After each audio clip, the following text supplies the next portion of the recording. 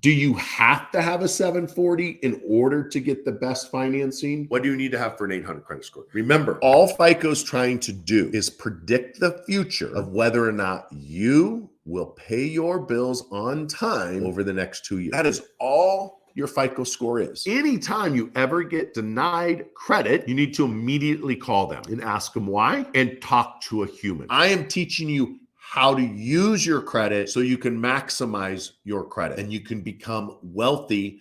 And it might be a shocker, you use your credit to get out of debt. FICO knows that people are going out and they apply for credit cards and car loans and bank loans and business loans, and they're applying for all this credit. There's something going on. That's not normal. Is your credit connected to your husband's credit? The answer is generally no. Most of what you see online, including Chat GPT, is wrong.